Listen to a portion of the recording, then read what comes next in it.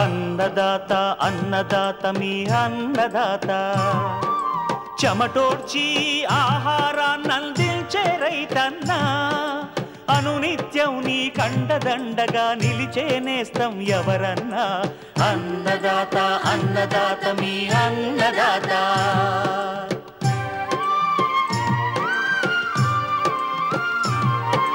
నూతన రీతుల సాగుబడికి నూరింతలు పెరిగే దిగుబడికి సూచనలిచ్చే సస్య రక్షణకు పశు పోషణకి శాస్త్ర విజ్ఞానం అందించి ముందుకు నడిపే తెలుగు రైతు భారతదేశానికి మకుటం అయ్యేలా తీర్చిదిద్దే ఆశయంతో మిమ్ము మేలు కొలిపేది అన్నదాత అన్నదాత అన్నదాత మీ అన్నదాత అన్నదాత అన్నదాత మీ అన్నదాత. అన్నదాత ప్రేక్షకులకు నమస్కారం. ఈనాటి ముఖ్యాంశాలు: సహజ సేంద్రియ ఎరువులతో పంటల సాగు మేలు, రసాయనాల వాడకం అనర్థదాయకం అంటున్న ఖమ్మం జిల్లా రైతుల అనుభవాలు. వంగ సాగులో మెలకువలు.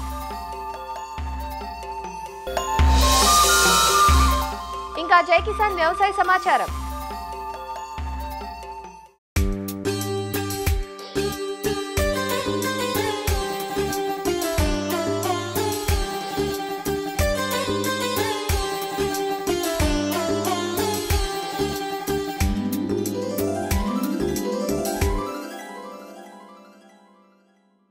కూరగాయలకే రారాజుగా పేరున్న పంట వంకాయ. వంగలో గుత్తి రకాలు, పొడవు రకాలు, ఊదా రంగువి, ఆకుపచ్చవి ఇలా ఎన్నో ఉన్నాయి. ఆహా ఏమి రుచి, తినరా మైమరచి అని కవులు వర్ణించిన వంగను తెలుగు రాష్ట్రాల్లోని అన్ని ప్రాంతాల్లోనూ సాగు చేస్తుంటారు. వంకాయకు పుచ్చు, ఎండు తెగులు వంటి సమస్యలున్నా కూరగాయ రైతులు ఈ పంటకు తప్పనిసరి స్థానం కల్పించడానికి కారణమేమిటో తెలుసా? అన్ని ఋతువుల్లోనూ సాగుకు ఈ పంట అనుకూలంగా ఉండటం, బెట్టను కొంతవరకు తట్టుకోవడం, దూర ప్రాంత రవాణాకు అనుకూలంగా ఉండడం. వంగలో ఉండే పుచ్చు సమస్యను దృష్టిలో ఉంచుకొని మొదటి నుంచే సమగ్ర చర్యలు చేపట్టినట్లయితే మంచి దిగుబడిని, నాణ్యతను సాధించే అవకాశం ఉంది. వంగ సాగు వివరాలను శ్రీ కొండా లక్ష్మణ్ తెలంగాణ రాష్ట్ర ఉద్యాన విశ్వవిద్యాలయం రాజేంద్రనగర్లోని కూరగాయల పరిశోధనా స్థానం సీనియర్ శాస్త్రవేత్త డాక్టర్ ప్రీతం నుంచి తెలుసుకుందాం. పురాతన కాలం నుండి పండించిన కూరగాయ పంటల్లో వంకాయ ప్రధానమైనది. వంకాయ ఉష్ణమండల పంట, అధిక వేడిని తట్టుకోగలుగుతుంది, బెట్టను తట్టుకోగలుగుతుంది. మన ప్రాంతానికి అనువైన రకాల విషయానికి వస్తే పూసా పర్పుల్ క్లస్టర్, పూసా క్రాంతి, శ్యామల, భాగ్యమతి, గులాబీ ప్రధానంగా చెప్పుకోవచ్చు.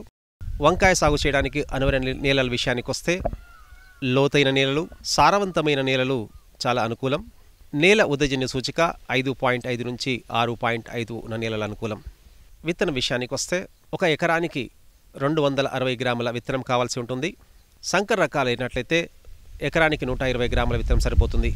విత్తే ముందు 1 కిలో విత్తనానికి 3 గ్రాముల థైరమ్ లేదా క్యాప్టన్తో విత్తన శుద్ధి చేసి విత్తుకోవాల్సి ఉంటుంది. అదేవిధంగా ట్రైకోడర్మా విరిడే 4 గ్రాములు కిలో విత్తనానికి చొప్పున కూడా పట్టించి విత్తుకున్నట్లయితే నేల నుంచి సంక్రమించేటువంటి తెగుల నుంచి సంరక్షించుకోవచ్చు. విత్తే కాలం విషయానికి వస్తే 3 కాలాల్లో కూడా మనం దీన్ని సాగు చేసుకోవచ్చు: ఖరీఫ్, రబీ మరియు వేసవి. జూన్ మాసంలో విత్తుకొని జూలై మాసంలో నాటుకోవడం, లేదా అక్టోబర్ మాసంలో విత్తుకొని నవంబర్ మాసంలో నాటుకోవడం, ఫిబ్రవరి మాసంలో విత్తుకొని మార్చ్ మాసంలో నాటుకోవడం చేసుకోవచ్చు. విత్తనాన్ని నారుమడిలో విత్తుకొని నారు తయారు చేసుకొని ప్రధాన పొలంలో నాటుకోవాల్సి ఉంటుంది. 1 ఎకరానికి కావలసిన నారు తయారు చేయడానికి 40 చదరపు మీటర్ల భూ విస్తీర్ణం అవసరం. 4 మీటర్ల పొడవు, 1 మీటర్ వెడల్పు, 15 నుంచి 20 సెంటీమీటర్ల ఎత్తు నారుమడులు తయారు చేసుకోవాల్సి ఉంటుంది. మడుల మీద విత్తనం పలుచగా 5 సెంటీమీటర్ల ఎడంతో వరుసలు తయారు చేసుకుని పలుచగా వెతుకోవాల్సి ఉంటుంది. విత్తిన వెంటనే ఎండిన గడ్డి కప్పేసేసి రోజు పొద్దున సాయంత్రం నీటిని అందించాల్సి ఉంటుంది. విత్తనాలు మొలిచిన తర్వాత ఎండిన గడ్డిని తీసివేయాల్సి ఉంటుంది.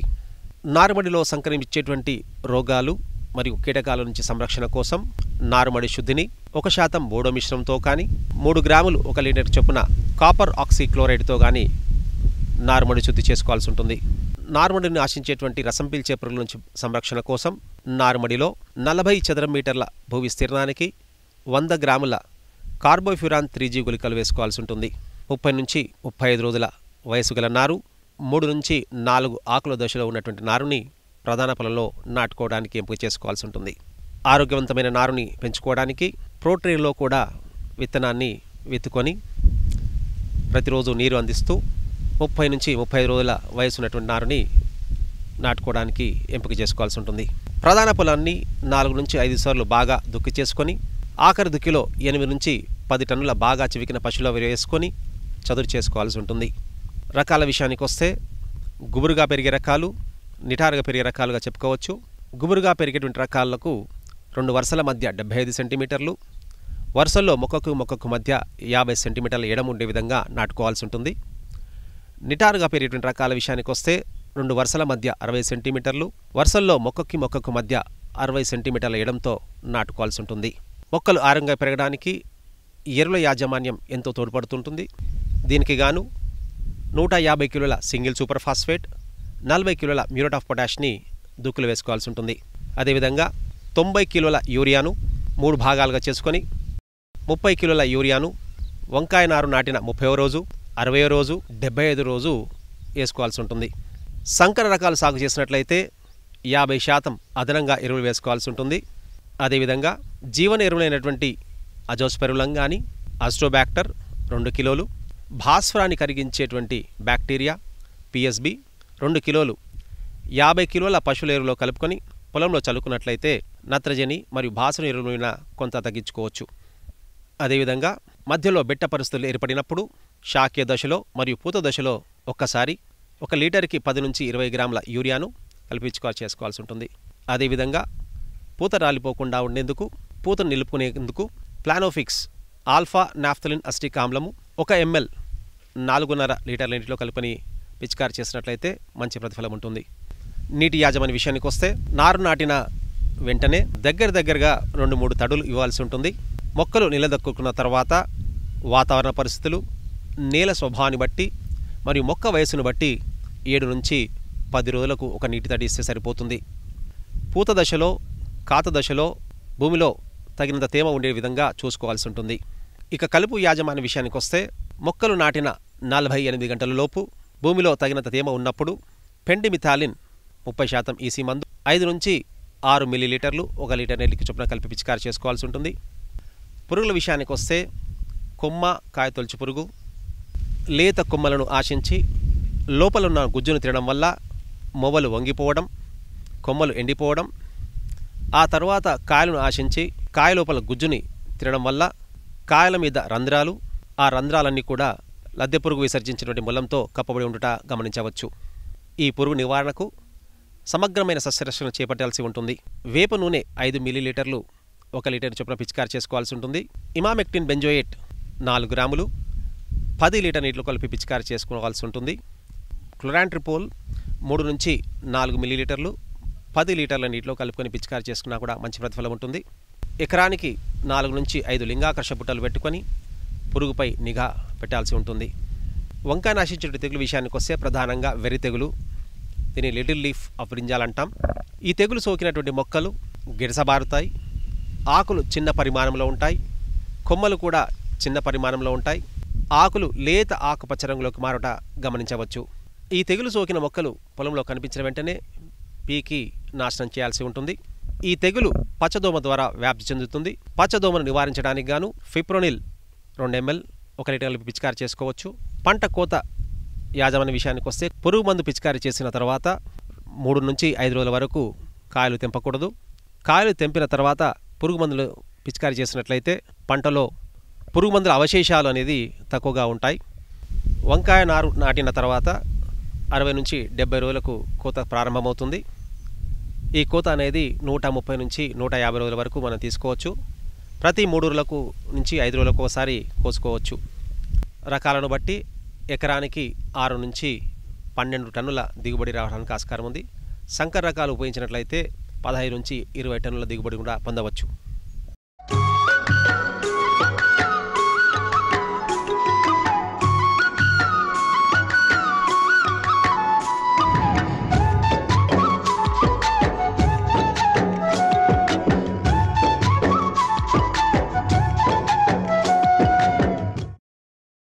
యూరియా కొరతతో రైతులు పడరాని పాట్లు పడుతున్నారు. పంపిణీ కేంద్రాల వద్ద పడిగాపులు కాస్తున్నారు. కానీ రసాయన ఎరువులను క్రమేపీ తగ్గించేసి ప్రస్తుతం పూర్తిగా సేంద్రియ ఎరువుల వాడకంతో సుస్థిర బాట పట్టి ఆదర్శంగా నిలుస్తున్నారు రైతులు కొందరు. మితిమీరిన ఎరువుల వాడకంతో అనేక అనర్థాలుంటాయని, ఎప్పటికైనా సేంద్రియ వ్యవసాయమే రైతుకు లాభిస్తుందని నిరూపిస్తున్నారు. తమదైన శైలిలో వ్యవసాయ వ్యర్థాలను సేంద్రియ ఎరువుగా మార్చి పంటలకు అందిస్తున్న ఇద్దరు ఖమ్మం జిల్లా రైతుల అనుభవాలను చూసేద్దాం రండి. ఈ రైతు అనుముల రామ్రెడ్డి, ఖమ్మం జిల్లా ముత్తగూడెం గ్రామం. 22 ఏళ్లుగా ప్రకృతి సేద్యం ద్వారా వరి పండిస్తున్నారు. 30 ఏళ్లుగా గోశాల నిర్వహిస్తున్నారు. ప్రస్తుతం ఈయన వద్ద 22 నాటు ఆవులు, 400 వరకు గొర్రెలున్నాయి. వెర్మి కంపోస్టు తయారు చేస్తూ రైతులకు విక్రయిస్తుంటారు. రసాయన ఎరువులు, పురుగుమందులు వాడటం పూర్తిగా మానేశారు. బదులుగా జీవామృతం, ఘనజీవామృతం, నీమాస్త్రం, బ్రహ్మాస్త్రం, దశపర్ణి కషాయం వాడుతున్నారు. మొదట్లో ధాన్యం దిగుబడి ఎకరాకు 16-17 బస్తాలు వచ్చేది. ఇప్పుడు 28 నుంచి 30 బస్తాలు వస్తోంది. పండిన బియ్యాన్ని తనే సొంతంగా మార్కెట్ చేసుకుంటున్నారు. రసాయన ఎరువులను క్రమేణా తగ్గించాలంటూ రైతులకు సూచిస్తున్నారు. మాకు గత 50 సంవత్సరాల నుంచి మా నాన్నగారి వారసత్వం నుంచి పశు సంపద ఉంది. ఇప్పటికీ 22 నాటావులు ఉన్నాయి. వాటి మలమూత్రాలతోటి చక్కటి వర్మి కంపోస్ట్ తయారు చేసుకొని, తర్వాత కషాయాలు తయారు చేసుకొని, జీవామృతం తయారు చేసుకొని గత 20 ఏళ్ల నుంచి మేము పూర్తిగా సేంద్రియ వ్యవసాయం చేస్తున్నాం. అంటే యూరియా కానీ డిఏపి కానీ అసలు అవసరమే లేదు. చాలామంది రైతులు యూరియా అని చెప్పేసి బాగా ఇప్పుడు ఫోకస్ చేసి యూరియా కోసం రైతులు క్యూలు కట్టి నిలబడే పరిస్థితి వచ్చింది. అసలు భూమిని కాపాడుకోవాలి, పర్యావరణాన్ని కాపాడాలి, ప్రజల ఆరోగ్యాన్ని కాపాడాలి. కాబట్టి దయచేసి రైతులందరూ యూరియానే నమ్ముకోవద్దు. అసలే భూమిలో పశువుల ఎరువు, కోళ్ళ ఎరువు, గొర్రెల ఎరువు, మేకల ఎరువు, వర్మి కంపోస్టు, వాలెరువు, పందిపెంట, ఇన్ని రకాల సేంద్రియ పదార్థాలు అంటే పచ్చిరొట్ట నవధాన్యాలతోటి మేము ఇప్పుడు మా పొలంలో ప్రతి సంవత్సరం 9 రకాలు అంటే జీలుగులు 5 కేజీలు, జనువులు 5 కేజీలు, బొబ్బెర్లు 2 కేజీలు, ఉలవలు 2 కేజీలు, సద్దలు 2 కేజీలు, పిల్లిబిసర్లు 2 కేజీలు, ధనియాలు 1/2 కేజీ, మెంతులు 1/2 కేజీ, నువ్వులు 1/4 కేజీ. ఈ 9 రకాలు తొలకరి వర్షం పడంగానే మొదటి వర్షానికే పొలంలో చల్లుకొని 40 నుంచి 45 రోజులు కనుక భూమిలో ఉండనిస్తే అది 1 మీటర్న్నర ఎత్తు ఎదుగుతుంది. దాన్ని భూమిలో కలియ దున్నితే నత్రజని, భాస్వరం, పొటాష్ తోటి పాటు 13 రకాల ఉప పోషకాలు లభ్యమవుతాయి. మేము ఈ పంట మొత్తం అలాగా 20 సంవత్సరాల నుంచి చేస్తున్నాం. దానికి తోడు 1 ట్రక్కు పశువుల పేడ ఉంటే దాన్ని 1.5 టన్ను వర్మి కంపోస్టు రైతులే తయారు చేసుకోవచ్చు. 2 నెలల 15 రోజులు అంటే 75 రోజులల్లా. అది 1 ఎకరం భూమికి పంట ఏదైనా కానీ ఎలాంటి యూరియా డిఏపి లేకోకుండా ఆ వర్మి కంపోస్టు దప్పాలుగా 5 సార్లు అంటే ప్రతి 15 రోజులకి ఒకసారి కనుక వర్మి కంపోస్ట్ చల్లుకొని ఇలా నవధాన్యాలతోటి గ్రీన్ మెన్యూర్ పచ్చిరొట్టె ఎరువులు చల్లుకుంటే పొలం ఈ విధంగా బంగారు వర్ణంలో ఉంటుంది. మీరు డిఏపి కానీ యూరియా కానీ వాటిని వాడితే నల్లగా వచ్చేసి మళ్ళీ ఎమ్మటే తెగుళ్ళు వచ్చేస్తాయి. మంచి ఆరోగ్యంగా ఉండాలంటే కంపల్సరీ పశువులు పెంచుకోవాలి. పశువులు ఇప్పుడు మన రైతులు ప్రతి ఒక్కళ్ళు కూడా నిర్లక్ష్యం చేస్తున్నారు. మాకు 50 ఏళ్ళ నుంచి పశువులు ఉన్నాయి. పశువులు ఉంటే మనకి పరోక్షంగా భూమి బలవర్ధకంగా తయారవుతుంది. పాడి పంట అన్నారు కానీ మొదటి నుంచి పంట పాడి అనలే. అంటే మనకి రైతుకు రెండు కళ్ళ లాంటి వ్యవసాయం పాడి. ప్రపంచంలో 3 వంతుల నీళ్లు ఉన్నాయి, 1 వంతే భూమి ఉంది. ఒక భూమి అంగుళం భూమిని కూడా పెంచడానికి ఛాన్స్ లేదు. కాబట్టి భూమిని కాపాడుకోకపోతే రానున్న తరాల వాళ్ళకి పంటలు పండవు కదా, కొత్త జబ్బులు వస్తున్నాయి. కాబట్టి ప్రతి రైతు కూడా యూరియా వైపు పోకోకుండా ఇలా సేంద్రియ వ్యవసాయం చేసుకొని చక్కలు పంటలు పండించి అతను ఆరోగ్యంగా ఉండి ప్రజల ఆరోగ్యాన్ని కూడా కాపాడాలి. అంటే చాలామంది అనుకుంటారుగా ఆరోగ్యాన్ని ఇచ్చేది డాక్టర్లు అనుకుంటారు. డాక్టర్లు ఆరోగ్యాన్ని ఇవ్వరు. డాక్టర్లు జబ్బొస్తే తగ్గిస్తారు. అసలు ఆరోగ్యాన్ని ఇచ్చేది రైతు. రైతు అమృతం పండిస్తే ఆరోగ్యంగా ఉంటారు, విషం పండిస్తే రోగగ్రస్తులు అవుతారు. యూరియా వైపు పోవద్దు. మీకు తప్పదు అనుకుంటే 1 కట్ట 1/2 కట్ట తీసుకొని ఎప్పుడేసిన 5 కేజీలు పశువుల ఎరువులో కానీ, కోళ్ళ ఎరువులో కానీ, మేకల ఎరువులో కానీ, వాల ఎరువులో కానీ, పాటిమన్నులో కానీ, చెరువు మన్నులో కానీ, వర్మి కంపోస్ట్లో కానీ కలుపుకొని చల్లుకోవాలి. మన రైతులు సూటిగా డైరెక్ట్గా ఎరువు వేయటం వల్ల నల్లగా కానొచ్చేసరికి ఏదో బాగుందని అనుకుంటారు. కానీ రైతు కూడా అర్థం చేసుకోవాలి, ఆ యూరియా కట్ట తయారు చేయడానికి 2400 ఖర్చు వస్తుంది. గవర్నమెంట్ సబ్సిడీ రూపాన మనకి మిగతాదంతా బరాయించి 266 రూపాయలకి ఇవ్వటం జరుగుతుంది. కానీ ప్రతి రైతు కూడా ఇది తెలుసుకొని, మేము గత 20 ఏళ్ల నుంచి ఒక యూరియా కట్ట వాళ్లే. దిగుబడి కూడా స్టార్టింగ్లో తగ్గింది, రాను క్రమేపీ పెరిగి ఇప్పుడు 30 బస్తాల చిల్లర వస్తుంది. వాటిని మేము సొంతంగా మరబట్టించి, మాకు ఎక్కడా లేకోకుండా ఖమ్మం జిల్లాలో కలెక్టర్ గారు సొంతంగా ఆర్గానిక్ స్టోర్ ఇచ్చారు. ప్రతి రైతు కూడా ఈ విధంగా తయారు చేస్తే గవర్నమెంట్ వాళ్ళు కూడా మార్కెట్ కోసం ప్రయత్నం చేస్తున్నారు. ప్రతి జిల్లాకు కూడా ఆర్గానిక్ స్టోరు ఇవ్వడానికి వాళ్ళు సిద్ధంగా ఉన్నారు. ముఖ్యంగా సేంద్రియ సేద్యంలో గట్లు శుభ్రంగా ఉంచుకోవాలి. మేము బ్రష్ కట్టర్ తోటి ఒక వైర్ దొరుకుతుందండి, బ్రష్ కట్టర్ తోటి ఈజీగా కట్ చేసుకోవచ్చు. మనం టెక్నాలజీని కూడా ఉపయోగించుకోవాలి. అదే మనుషులు కట్ చేయాలంటే 300-350 రూపాయలు. ఒక మనిషి ఒక అరెకరం కూడా కట్ చేయలేకపోతున్నారు. ఒక బ్రష్ కట్టర్ ఉంటే 4-5 ఎకరాలు ఒక మనిషి శుభ్రంగా దుగాలు కట్ చేసుకోవచ్చు. పొలం శుభ్రంగా ఉంటే తెగుళ్ళు రావు. రెండోది, దోమకాటు రాదు మా పొలానికి. ఎందుకంటే ఉదయం సాయంత్రం ఎండబడుతుంది సూర్యరశ్మి. ప్రతి 2 మీటర్లకు ఒక కాలిదారి తీయాలి. గత 20 సంవత్సరాల నుంచి కూడా కాలిబాటలు తీస్తున్నాం. దానివల్ల ఏంటంటే అది కూడా తూర్పు పడమరే తీయాలి. ఉదయపు సూర్యకిరణాలు పొలంలోకి వెళ్ళాలి, సాయంత్రం సూర్యకిరణాలు పొలంలోకి వెళ్ళాలి. దానివల్ల దోమకాటు రావడానికి ఛాన్స్ ఉండదు. అగ్గి తెగులు కానీ ఇంకా ఏ తెగుళ్ళైనా రాకుండా ఉండాలంటే మాత్రం గట్లు శుభ్రంగా ఉంచుకోవాలి. ప్రతి రైతు కూడా ఇలాంటి ఆర్గానిక్ పంటలు పండించి ప్రజల ఆరోగ్యాన్ని కాపాడాలి, భూమిని కాపాడాలి, పర్యావరణాన్ని కాపాడాలని నా యొక్క కోరిక. పంట వ్యర్థాలే ఎరువులుగా సేంద్రియ సాగు విధానాలను అవలంబిస్తూ రైతులోకానికి సరికొత్త పాఠాలు నేర్పుతున్నారు ఖమ్మం జిల్లాకు చెందిన మరో రైతు చెరుకూరి రామారావు. రఘునాథపాలెం మండలం కోయచలక గ్రామానికి చెందిన ఈయన 12 ఏళ్లుగా రసాయన ఎరువుల జోలికి పోకుండా 25 ఎకరాల్లో బొప్పాయి, చెరకు, పసుపు, మామిడి, పలు రకాల కూరగాయలు, ఆకుకూరలు పండిస్తున్నారు. ప్రత్యేకంగా నిర్మించిన ట్యాంకులో కుళ్ళిన పండ్లు, ఇతర పంట వ్యర్థాలు నిల్వ చేసి వడబోసి డ్రిప్ ద్వారా నేలకు అందిస్తున్నారు. దశాబ్ద కాలంగా ఏ రోజు తాను ఎరువులు, మందుల కోసం దుకాణాలకు వెళ్ళింది లేదని చెబుతున్నారు చెరుకూరి రామారావు. ఒక 25 ఎకరాల్లో సేంద్రియ వ్యవసాయం ఒక 10-12 సంవత్సరాల నుంచి చేస్తున్నాం. మేము ఎక్కువ కూరగాయలు, పండ్ల తోటలు, చెరుకు, తర్వాత రకరకాల ఆకుకూరలతో సహా రకరకాల చేస్తున్నాం. మేము సిటీ దగ్గరలో ఉండటం వల్ల మా మార్కెటింగ్ ఈజీ ఉంటుంది అనే ఉద్దేశంతో మేము పండించుకొని మేము అమ్ముకుంటున్నాం. ఫస్ట్లో పచ్చిరొట్ట ఎరువు వేసి కలే దున్ని బెడ్లు తయారు చేసుకొని వీలుంటే పశువుల ఎరువు అవి వాడతాం. తర్వాత ఎక్కువగా మన చేలో ఉన్న వ్యర్థాలను మేము ఏం చేసామంటే 1-1.5 లీటర్ల గుంట తీసి దానికి మ్యాట్ వేసి దాంట్లోనే మా కూరగాయల వ్యర్థాలు కానివ్వండి, పంటల వ్యర్థాలు, కలుపులు వీటన్నిటిని ఆ గుంటలో కుల్లబెట్టేసి అదే నీళ్ళని మేము డ్రిప్పులు ఇవ్వడం జరుగుతుంది. వాటితో పాటు మాకు ఖమ్మంలో ఆర్గానిక్ స్టోర్ ఉంది, ఆయిల్ మిల్లులు ఉన్నాయి. దాంట్లోంచి వచ్చే కేకుని డ్రమ్ముకి ఒక 4 కేజీలు 5 కేజీలు కుల్లబెట్టేసి దాంట్లో డీకంపోజ్ బ్యాక్టీరియా కలిపి బలం కోసమని దాన్ని స్ప్రేయింగ్ చేయటం కానివ్వండి, భూములు ఇవ్వటం కానీ జరుగుతుంది. మేము ఇన్ని 25 ఎకరాలలో కూడా మేము ఎక్కడ చెరుకు చేలో కానివ్వండి, సీతాఫలం తోట కానివ్వండి, మిరప చేస్తున్నాం. వాటిలలో కానివ్వండి, ఇప్పుడు కింద వేసినటువంటి పసుపు కానివ్వండి, దొండకాయలు కానివ్వండి, ఏ పంటలలో అయినా సరే మేము ఎటువంటి రసాయన ఎరువులు కానివ్వండి, పురుగు మందులు కానివ్వండి లేకుండా వాడడం జరుగుతుంది. మనకి రైతులకి ఇలా వచ్చేసి యూరియా కోసం వాటి కోసం చాలామంది రైతులు ప్రభుత్వాలు కూడా విదేశాల నుంచి వచ్చే ప్రోడక్ట్ కాబట్టి రకరకాల కారణాల వల్ల అందిలేకపోవడానికి కూడా ఒక రీజన్ ఉండొచ్చు. మేము గత 10 సంవత్సరాల నుంచి యూరియా వాడాల్సిన పని లేకుండా మా సొంత ప్రోడక్ట్ తోటే, మన దగ్గరలో ఉన్న ప్రోడక్ట్ తోటే చేయడం జరుగుతుంది.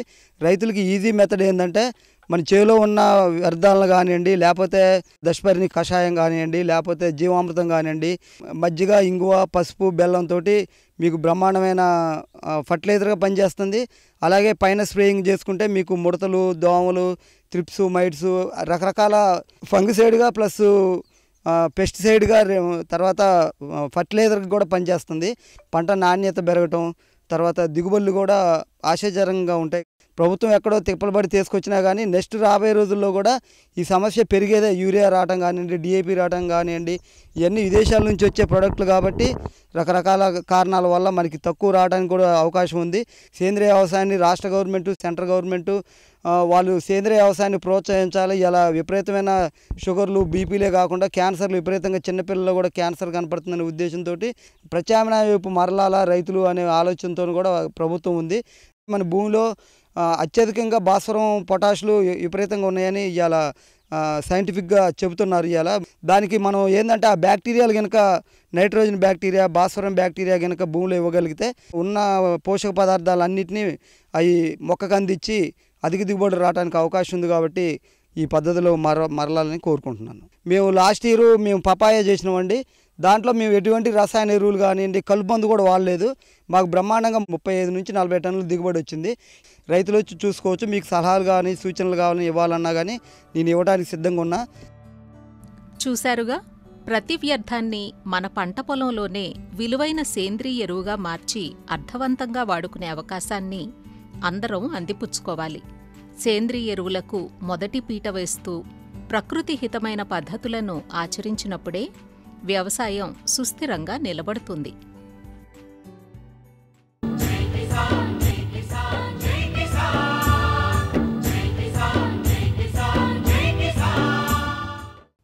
వ్యవసాయ సమాచారం ఇప్పుడు జై కిసాన్లో చూద్దాం.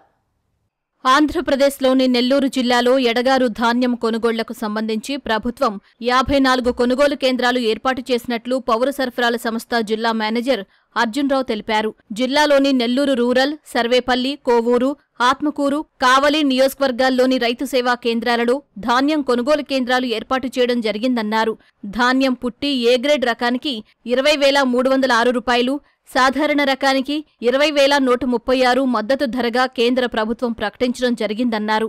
ధాన్యం కొనుగోలు చేసిన వెంటనే రైతుల ఖాతాల్లో డబ్బు జమ అవుతుందని, కావున రైతులందరూ ప్రభుత్వ కేంద్రాల్లో ధాన్యాన్ని అమ్ముకుని మద్దతు ధర పొందాలంటూ సూచిస్తున్నారు.